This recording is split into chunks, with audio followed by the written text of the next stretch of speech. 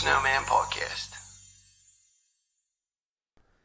Welcome back to the Snowman Podcast. I'm your host, as always, the Snowman. Folks, today's episode is a hard one for me to record. This past week, one of my heroes, a man I grew up with, listening to on a daily basis, learning from and laughing with, has passed away due to complications from lung cancer. Rush Limbaugh, the father of modern conservatism, passed away on the morning of February 17th, 2021 at the age of 70. He battled stage 4 lung cancer for over a year, all the while still trying to inform his audience about the dangers of liberalism. The man who single-handedly saved AM radio from extinction in the late 80s, and the man who almost always, every day, led off with these words, "With half my brain tied behind my back just to make it fair." I honestly can't recall the first time I heard Rush on the radio. All I know is that I've listened to him for as long as I can remember. My dad would listen to Rush as much as possible. Unfortunately, he never had access to Rush 24/7. If he did, you can bet he would have listened to him a lot more. All the time I was learning how to drive, if Rush was on, that's what my dad and I would listen to.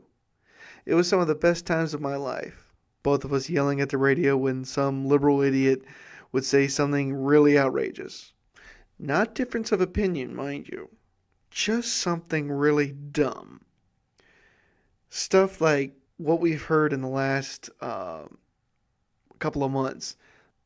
When the congressman who was appointed to say the prayer to end the opening session of the new Congress said amen and a woman.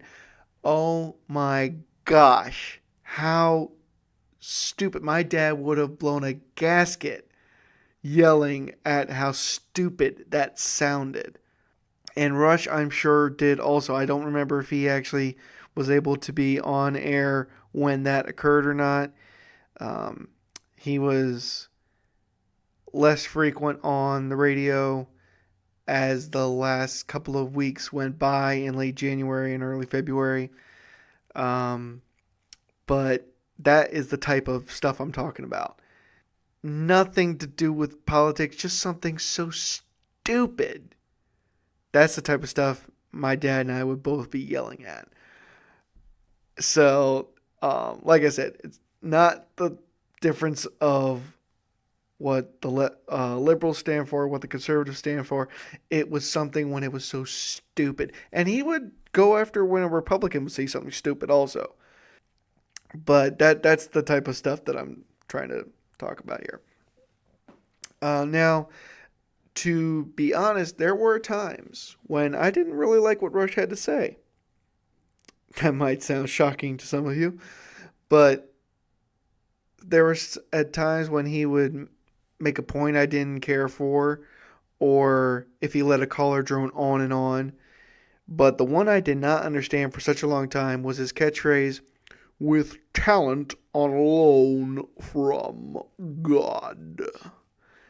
He always said it in that haughty way, and it used to drive me nuts. It wasn't until I had a good chat with a buddy of mine that the topic came up. And he told me that the way Rush said it was deliberately to drive the liberal Democrats bonkers. And it dawned on me. I was like, that makes a lot more sense. And then over the next few years, I would hear Rush talking about it every once in a while. And he made sure to emphasize this during his battle with cancer. But I remember hearing him say it multiple times before that. And his talent was on loan from God. He wouldn't be joking at that point. And he said that there would be a time when that talent would be returned. And we're now living in that time. His gift of communication was so powerful. God blessed him with the ability to know and understand radio in ways that probably no one ever will again. And he jumped headfirst into an unknown venture at the time of AM radio. AM radio was on the brink of extinction. There was, I think, if I remember hearing from a lot of his longtime colleagues, that they said that AM radio was down to only a couple hundred stations at that point in the late 80s. Rush came on, and now there are over 600 stations alone carrying Rush's program and over 6,000 radio stations. So Rush single handedly saved AM radio. That is why his talent was from God. And I have no doubt in my mind when he said that he had a personal relationship with Jesus Christ and that it was very special. And that's why he didn't talk about it too much. The main reason why he didn't talk about it that much was because he said his program was not about Christian morals and beliefs. It was about politics. Now, while he was a Christian and held those beliefs, his goal was to bring the truth about Washington and state governments and the dangers of liberalism and the values of capitalism. And that's why he was so poignant. Now, his brother David Limbaugh is a well-renowned author of many discipleship books, and I am certain that the two of them had many long talks about Christ and the Bible and different biblical aspects. Now, there were times when I would wonder if Rush truly was a Christian, but as I said before, there is no doubt in my mind now that he truly was. Something else Rush used to say that thrilled his entire audience was having more fun than a human being should be allowed to have. He loved what he did. You could tell how passionate he was for it. And when he got diagnosed with the dreaded disease, he could have retired and lived out his days with his beloved wife, Catherine, visiting places he loved. But he didn't. Instead, he chose to spend as much time as he could with his audience. He had wonderful guest hosts over the years, and they were always willing to fill in, and they always said it was a true honor for them to fill in for Rush Limbaugh. But when you think about it, he wanted to spend time with us, his audience, because he loved his audience in ways that none of us probably truly appreciated. There were times when we would just take it for granted. Oh, Rush Limbaugh's on 12 to 3, and he'll be talking about whatever politics happened of the day. So some of us could have taken that for granted, but he never did. And especially in his last year, he never took that for granted. When he was feeling good, he was behind that golden EIB microphone, helping people know and understand. And I felt very sad when he said that he thought he had failed, because so many people still voted for Joe Biden and the Democrats, and he felt like he had failed.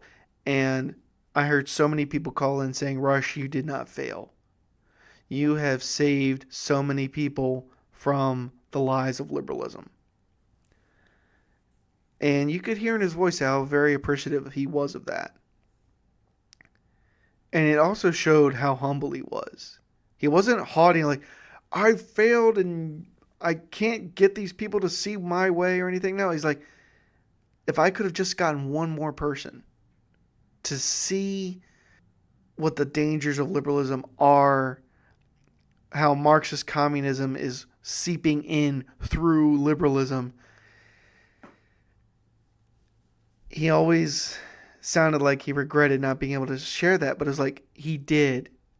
He emphasized it so perfectly. Sometimes it was hard for people to understand, but he always found a way to make it sound straightforward. So like I said, he had many guest hosts over the years, but one in particular lasted the test of time, and that was Mark Stein. A Canadian born, but true red, white, and blue American patriot now, Mark Stein has been a guest host for Rush for over 15 years. And I'm sure that if you want to hear how Mark first heard Rush, you can go and watch his interview with Tucker Carlson on YouTube, and he'll explain how he was in the middle of nowhere and he heard this voice come on the staticky radio, and it was Rush Limbaugh. And he was a devoted listener from then on. He was always a great fill-in host. It almost got to the point where sometimes you're like, is this now the Mark Stein show? Because of how sometimes Rush was either on vacation or he was feeling ill for a couple of days, and they would bring in Mark Stein. And he would just fill in for Rush, and it would be almost verbatim. They'd talk about the exact same things, naturally, but they had the same conclusions. Some of the guest hosts had different conclusions, but Mark Stein usually had the exact same conclusion that Rush would come to, and that is why I feel like he endured the test of time of being a fill-in host for Rush. And when Rush got his diagnosis, Mark Stein was the first guest host to fill in for him, and he filled in for him on the first Friday without Rush. And that was nice to know that Rush had such a good relationship with him. And he was also there for Rush's last day. And I remember hearing him say on the radio that people just wanted to hear Rush's voice. They knew that he was sick. They knew because he had been off the air for almost 2 weeks at that point. Rush's last show was February 2nd. And I remember hearing in Rush's voice, I'm like, man, he sounds just a little rough. I'll bet you he's going to take the next couple of days off. And sure enough, he did, and that was the last day any of us got to hear Rush live on the radio was February 2nd.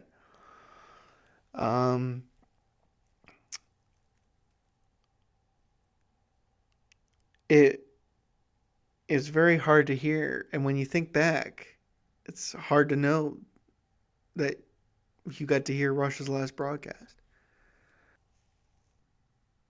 But getting back to Mark Stein's fill-in for Rush on his last day, he kept on getting emails from people asking that they just wanted to hear Rush again. And I was right there with him. I had not heard Rush in 2 weeks.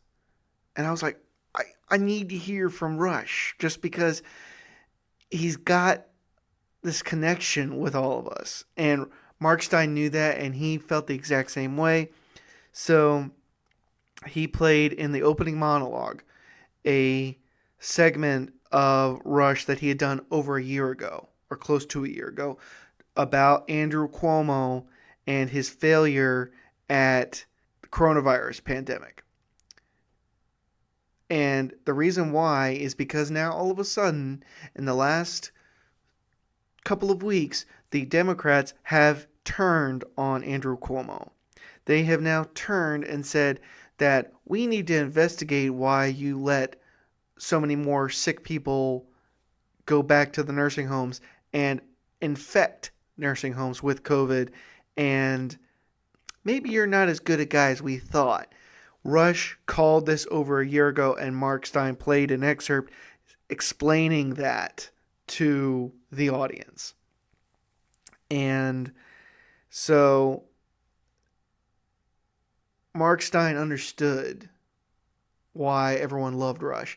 And it I think really warms the audience's hearts when they know that while Rush passed away on Wednesday, we got to hear from him on Tuesday. Even though if it was an old clip, we still got to hear from Rush. And Mark Stein will forever be probably the greatest fill-in host for Rush. Even if that was the only reason why. I believe that is a key in Rush's legacy, is having such a good friend in Mark Stein. But his other guest hosts were Todd Herman from Seattle and Ken Matthews from Pennsylvania, and both those guys were some of his best guest hosts. Todd Herman almost always started off with, "This is a beautiful day that the Lord has made," and I loved hearing that he was an unapologetic Christian. And when he filled in Wednesday after the announcement that actually he filled in on Thursday, and I could hear in his voice how much he missed Rush already. All of us miss Rush. But Todd Herman was very generous, and I loved what he had to say about Rush.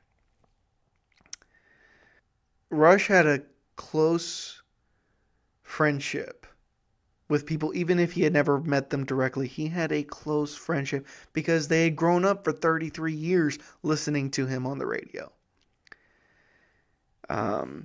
Now, Ken Matthews, also fantastic broadcaster. He would always have great insight, and since he came from Pennsylvania, it was a war-torn state on politics, and so he felt the brunt of some of the nonsense that's been happening in Pennsylvania. But he always was there for Rush. I remember there was a time, I think 2 summers ago, that Rush had a printer malfunction, and everyone's like, okay, Rush is going to be on, and then you hear, filling in for Rush Limbaugh, Ken Matthews. I was like, oh, what happened to Rush? And he said, Rush is having some technical difficulties. He might be on within the next half hour or the next hour, so don't turn the dial just because it's a fill-in host. Rush may come back. Now, Rush ended up taking the whole day off, but turns out that a printer of his had malfunctioned and he wasn't able to print anything, and he's like, he needed to have physical copies of whatever he was reading. So Ken Matthews was gracious enough to, at the last minute, I mean, this happened half an hour or less before the broadcast was to start, and Ken Matthews pitched in. He's like, I'll gladly help you out. So that's always held a special moment in my heart for Ken Matthews as a guest host. Other notable guest hosts for Rush over the years were Sean Hannity, Mark Levin, Glenn Beck, Buck Sexton, and Roger Hitchcock. All of them went on to become national-level broadcasters. Their careers at Fox, The Blaze, and podcasts would not exist if it had not been for Rush. The main difference between them and Rush was that he was the first and remained at the top his entire career.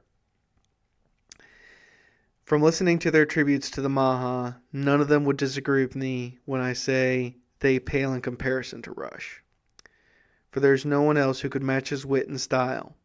Some have tried, but no one has ever succeeded. Podcasting, I just mentioned a second ago, it was more or less basically created by Rush Limbaugh. He knew that a lot of people, the working class of America, the backbone of our society, were typically working during the time of his broadcast. So he decided to start releasing segments of his show to the public and then full hours of the show on MP3. Ben Shapiro of the Daily Wire said his company would not exist if it had not been for Rush Limbaugh. So everyone who is hosting a podcast or involved in it some way, no matter their political views or what their podcast is about, Every single one owes a debt of gratitude to Rush Limbaugh. Rush himself, he wouldn't see it that way. He was extremely humble. His tone on the radio didn't always match his personal life. I heard him say that he loved living quietly at home, playing with his cats, or going golfing and enjoying a cigar. And that reminds me of a story he told about 2 years ago. And he was going to go golfing with some friends, but they got sick and they weren't able to make it. So Rush went out with his caddy and played 27 holes in just a few hours, and he loved it. But the rest of the story is better told in his own words. Now, he didn't want to talk about this on the radio, but Mr. Snerdley, his call screener, said, "You need to talk about what you did this past weekend." So I'd like to share with you in Rush's own words how he described his great golfing weekend. Number 17 at the course I played is a par 5, a 500-yard par 5. And the second shot, if you hit a decent enough drive, you have to get it over some pretty tall trees. If you have any prayer at all of it either going for the green or getting close to it. Otherwise, you have to go around those trees, and there's no way you can get on the green in two. But your drive has to be perfectly placed, which mine was. It was about 290 yards. I had a little uphill lie after it was all over, following wind that helped the drive. So I grabbed my Hybrid 3, the rescue version of a 3-iron. I've got it 213 yards to the pin. I've got these two trees. They're not tiny, they're not sky high, but you've got to have the club that's going to get you over those trees. Normally a 3-iron, 5-iron, 6-iron, unless you know what you're doing. You're not going to be able to get over them. You can't get there. I couldn't with anything less than a 4-iron. So I grabbed the Rescue 3, the Hybrid 3. I made sure in the backswing to get the club up. I flushed it. And at a perfect right to the left draw. Curve, for those of you in Rio Linda. And as I'm watching, I flushed it, folks. There's nothing. You flush a golf right in the middle of the club face, it just feels almost orgasmic. I'm watching it, and I say, darn it, it's drawing too much. It's going to end up maybe pin high, but the left, and maybe in a bunker. So I give up looking at it. The caddy says, oh my God, it could have gone in. I said, no, it's way too far to the left. So we get up there, and we're looking for the ball. We look beyond the green, can't find it. We look to the right of the green, which trails off into the water. We can't find it there. We've looked for it everywhere. Is it short? We went back 50 yards. Couldn't find it. The caddy says, it's got to be in there. It's got to be in. So he walks up to the cup, peers down into the cup, and looks up in frustration, puts his hands on his hips. It's in there, he said. It's in there. You hold it. So I had a double eagle from 213 yards with a Hybrid 3. I've got the picture pulling the ball out of the cup. I've got a picture of the ball in the cup with the Rush EIB on it. Titleist number 30 for 30 years broadcast anniversary. And I'm told that never in the history of this course has there ever been a double eagle 213 yards. It hit, we found the ball, it hit about 5 yards short of the green on the left and kicked to the right and rolled almost the length of the green. The cup was at the way back of the green. It rolled almost the length of the green to get back to the hole. By the way, folks, one thing about my double eagle, in the official world of golf, it never happened because there's no witnesses. If you hit a hole-in-one and it's just you playing by yourself and you tell people you had a hole-in-one, they'll say, fine and dandy. But it doesn't go in any book. It doesn't count because there aren't any witnesses. You have to be playing in a threesome or foursome where everybody sees it. It's the same thing here with a shot like a double eagle. The caddy and I saw it. It happened, but in the world of golf, it didn't happen because there are no witnesses. And since people are people and lie about and make things up, you have to discount it. But it doesn't matter to me. It happened, I did it, and I had a great time telling you about it. But it won't count for anything. Like the club where it happened will make no official mention of it because it hasn't been witnessed, hasn't been confirmed. That was Rush talking about one of his greatest times he's ever played a game of golf. But I have to disagree with him on something. I think the golf course where he played that round will now more than happily display the fact that Rush got a double eagle on a par 5. Even if in the world of golf it doesn't officially count, I believe that people would flock to that golf course to see the picture of Rush pulling the golf ball out of the hole, just because that was one of his greatest memories. Rush was also a patriot of the truest kind. He loved history and the founding of this country so much, and that's why he loved to talk about it on his program. But he was worried about the upcoming generations. He knew that the education system was deliberately misinterpreting American history, trying to throw shade against some of the greatest Americans. And that's when his beloved wife Catherine stepped in and suggested to him writing about our country's founding in an easy to understand way. Rush loved the idea, and the Rush Revere saga was born. Without Catherine, the Rush Revere books would never have happened. So while we owe a debt of gratitude to Rush for writing them, it is without a doubt that we owe Catherine a huge debt as well. The Rush Revere books are for all ages. Even though they are aimed for the young middle schoolers, they are for all ages. I am a testament to that. So when I heard that he was writing them, I was excited. And then I happened to find a couple in a bargain bookshop and snatched them up. Now, they only had the first two books, but I snatched them up anyway. And I instantly fell in love with the story and its characters. Rush Revere is a middle school substitute history teacher who loves teaching history in a fun way. That way was with his horse, Liberty. He is not your ordinary horse. He is a time-traveling horse who can take Rush back in time to any period of American history. He is also a total goofball and will make you bust your sides from laughing so hard. I remember when I was reading the third book, I was sitting in my local Barnes & Noble, and I was trying so hard to stifle my laughter reading Liberty's antics.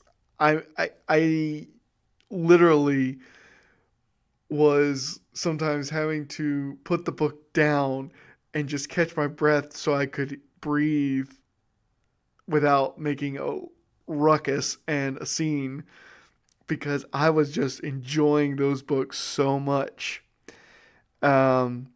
And I truly wish that my dad would have gotten a chance to read them, because he would have loved them just as much as I do. And whenever Rush got a call from a kid or a parent who was calling about the Rush Revere series, he would make it a priority to answer that call. He loved it when kids would tell them how much they enjoyed learning about history from the Rush Revere series, and every kid would always say that Liberty was their favorite. In writing those books, I feel like Rush endeared himself to future generations permanently. Now, while a lot of leftists and celebrities hated Rush for his views, I think it was because they didn't understand him. And when you hear how those same celebrities despise and trash some of the country's founders because of some of their faults, it's not surprising they hated Rush. And while you hear about all the negative things they're saying about Rush after his death, I'll bet you they don't know the first thing about him. Like the fact that he donated millions of his own money to fund leukemia research, that he constantly gave away to children copies of his Rush Revere books and the goodies that went along with them, how he also donated millions to the Marine Corps and Law Enforcement Foundation. And my favorite was his creation of the Stand Up for Betsy Ross shirt. His creation of the shirt came about after Nike, in honor of July 4th, 2019, decided to put on their latest pair of sneakers the Betsy Ross flag. But before they even hit the market, they axed it because one of their spokesmen, the former quarterback of the 49ers, Colin Kaepernick, a total jackass who hates America but not enough to leave it, objected to it, proving that he hated America and wasn't just protesting the so-called police violence. Anyway, Rush asked his wife Catherine, who ran the Rush Limbaugh show store, how quickly they could create a shirt honoring Betsy Ross. He asked her on July 4th, which happened to be on a Thursday, and by Monday, July 8th, they had it and it was stocked and ready to sell. Now, every penny they made on those shirts went to the Tunnels for Towers Foundation. And that foundation helps pay mortgages of families who have lost heads of households and or first responders who lost their lives in the 9/11 attacks and the war on terror. And by early December, they had raised more than $5 million to Tunnels for Towers. They had been able to pay off over 15 mortgages for people. And yet, these same moronic celebrities who are always saying, we need to give back to the community, trash Rush despite the fact that he helped 9/11 victims. Despite the fact that he helped wounded warriors. That, to me, proves they don't know the first thing about Rush Limbaugh. Yeah, he can be bombastic, but when they don't even look up to see how many families he's helped over his lifetime, that is disgraceful, and they should be ashamed of themselves. So he raised over $5 million in less than 6 months, less than 5 months. And every penny went to the Tunnels for Towers. He didn't make a dime off of those shirts. How incredible is that? And when you look about it, Rush stood up for women when women wouldn't even do it. All of this stemmed from Rush defending the woman who created the first flag, Betsy Ross. Modern day women won't even acknowledge her, let alone salute Rush for creating that shirt and donating all proceeds to charity. So, like I said, these people who are trashing on Rush after he has passed away don't know the first thing and will never understand Rush. All they spew out is that Rush was a racist, homophobe, sexist, when in truth, they themselves are. They themselves are the true racists, are the true homophobes, are the true sexists. They will never understand Rush. There's so much more you can say about Rush that it cannot be done in one episode. I want to close out with this. There are only 2 other people I know of in recent history that were able to keep an audience for such a long period of time and in fact grow their audience that lasted from generation to generation and beyond. And those men were Johnny Carson and John Wayne. Carson was the greatest late night host in TV history. Even today they rebroadcast his shows and people find them far more entertaining than the current shows on late night. He had the respect of millions when he retired after being on the air for over 30 years. John Wayne was similar. His career spanned 5 decades, and he too endeared himself to millions of Americans as a rough, tough-as-nails, God-fearing American patriot. Even though he's been gone for over 40 years, John Wayne still has a captivated audience who introduce his movies to their kids in turn. I myself am a testament of that. Rush, I feel, was that kind of guy.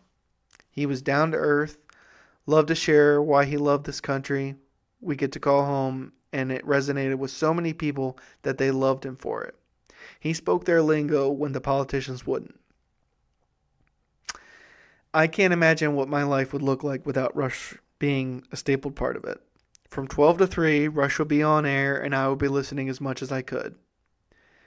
To millions of people, we've lost a true friend, a father figure, beloved uncle, and hero.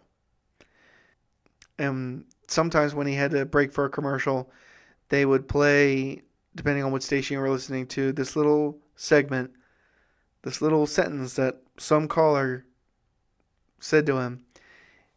In every corner of the world, your name is a household name.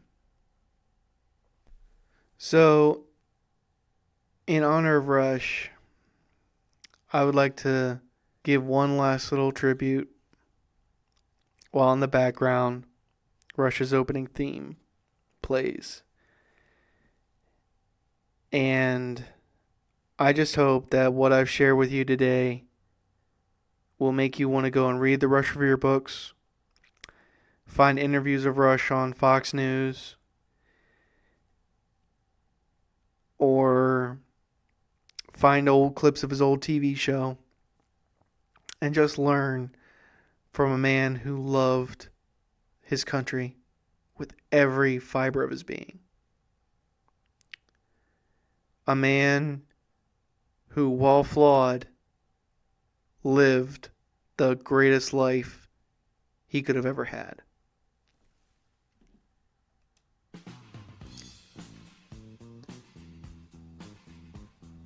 Rest easy now, Rush. Your legacy will never fade. You've carried the torch for us for over 30 years, and we will continue to carry the torch for you and fight the fight of preserving American liberty to the bitter end. Godspeed, my friend. Godspeed.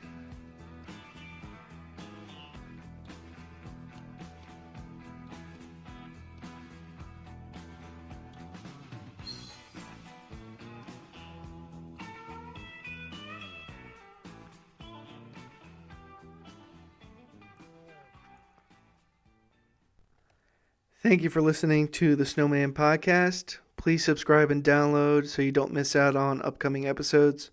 You can find me on iTunes and Spotify. Until next time, this is Snowman. I'll see you now, yeah.